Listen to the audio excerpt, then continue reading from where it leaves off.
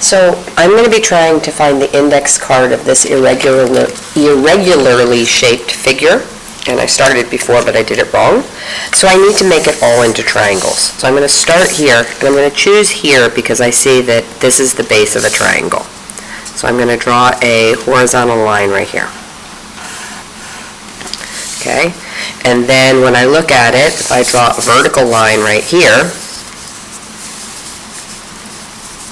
and I'm using this because I see that there is a vertex here that I could use right here, and then draw a vertical line right here. So now I'm going to go through and highlight my bases and heights of my triangles. So right here, I have a base. Right here, I have a base. And right here, I have a base.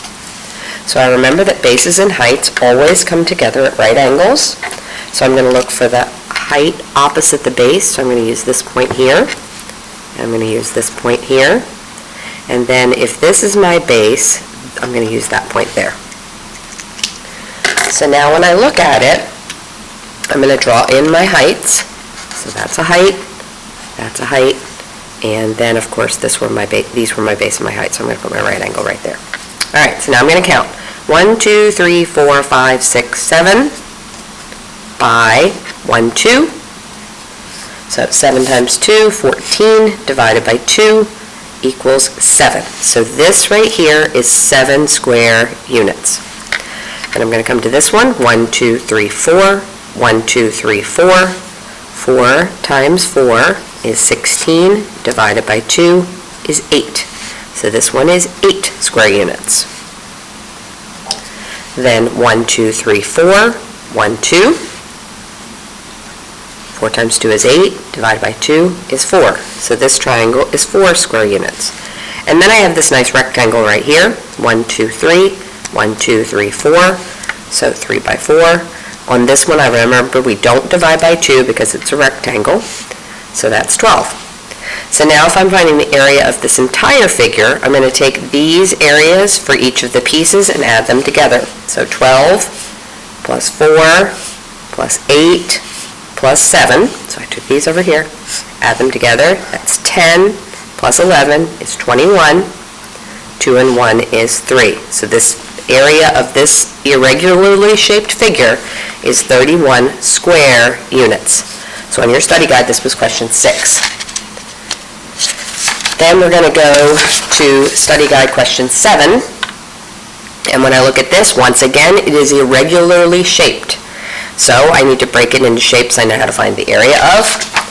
So I'm going to use my index card and draw a horizontal line right here to make it be a triangle and a rectangle.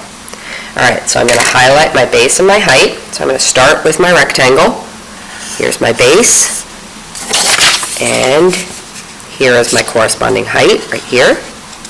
So this rectangle has dimensions of 12 and 15. So I multiply 12 times 15. That's 180 square units. So down here is 180. And then I have this height right here. So my base of my triangle is right here. And then my height of my triangle is right here. So when I look at this, I know that this distance across here is 12 because this distance down here is 12. So I can put 12 right here. But I don't know this distance right here. So this entire line is 18. And then up to this point is 15 because that's 15. So if this whole line is 18 and this pink line is 15, the difference between them is going to be the yellow line. So the height of this triangle up here is 3. Now I'm going to find the area of this triangle whose base is 12 and whose height was 3. 12 times 3 divided by 2 equals 36 divided by 2 is 18 square units. And now I'm going to put these together. 180 plus 18 is 198 square units. All right, so that's the first one, or it's feet, right? Square feet, sorry. All right, then it says, what is the area of the wall in square feet? The area of the wall is 198 square feet. The second part of this question is this. Wallpaper is sold in rolls that are 2 feet wide. What is the minimum length you would need to purchase to cover the wall? So I'm going to take this 198 and I need to split it into 2-foot sections. So 198 divided by 2, because I want to figure out how many rolls I need to cover the wall. So 198 divided by 2, and remember you can use your calculator here, is 99. So I will need 99 rolls of paper to cover the wall. All right, so that was the first 2 questions that we're going to be working on your study guide.